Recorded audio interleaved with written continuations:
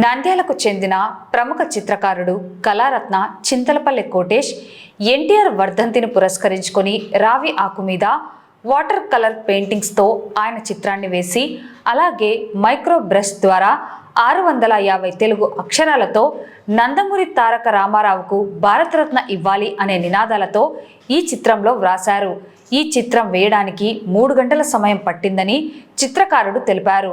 ఈ సందర్భంగా చిత్రకారుడు కోటేష్ నందమూరి తారక రామారావు గురించి తెలియజేశారు.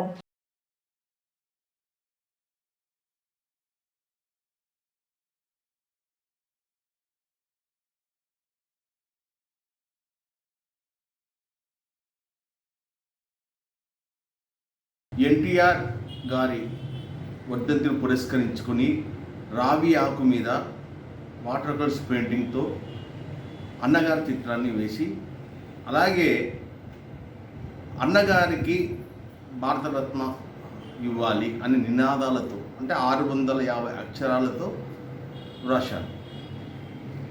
ఈ చిత్రం వేయడానికి 3 గంటల సమయం పట్టింది.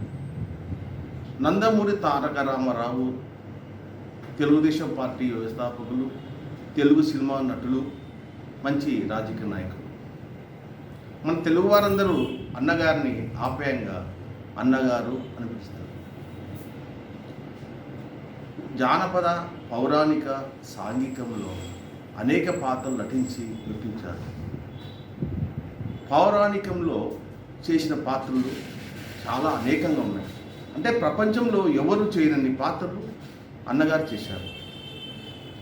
రాముడు, కృష్ణుడు, రావణుడు, దుర్యోధనుడు, భీముడు, అర్జునుడు, కర్ణుడు, భీష్ముడు ఇలా అనేక పాత్రలు నటించి పాత్రకు జీవం పోశారు. ఆయన ఆ సినిమాల్లో అటువంటి దేవతాభక్తి సినిమాల్లో ప్రజల హృదయాల్లో చెరగని ముద్ర వేసుకున్నారు. అటు రాజకీయంలో అటు సినిమాలో తనకంటూ ఒక ఎన్నో మైలురాలు నిలిచిపోయి చిత్రాలు తీశారు. అటువంటి అన్నగారిని కారణ జన్ముడని, విశ్వవిఖ్యాత నట సార్వభౌముడని తెలుగువారందరూ అంటారు. అన్ని అర్హతలు ఉన్న అన్నగారికి భారత ప్రభుత్వము భారతరత్న అవార్డు ఇస్తే బాగుంటుంది.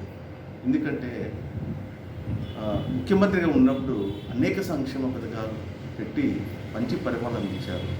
మరియు భారతీయ చలనచిత్ర నటులు, దర్శకులు, నిర్మాతగా ఇటు అనేక కోణాల్లో కూడా బహుముఖ ప్రజ్ఞాశాలి అన్నగారు. అటువంటి అన్నగారికి ఖచ్చితంగా కేంద్ర ప్రభుత్వము భారతరత్న ఇవ్వాలని కోరుకుంటున్నాను. చాలామంది అభిమానులు, ప్రజలు కూడా, మన తెలుగు వారందరూ కూడా అన్నగారికి భారతరత్న ఇవ్వాలని కోరుకుంటున్నాను. నేను అన్నగారి అభిమాని కాబట్టి ఆయన జయంతులకు, వర్ధంతులకు వినూత్నంగా బొమ్మలు వేస్తూ ఉంటాను.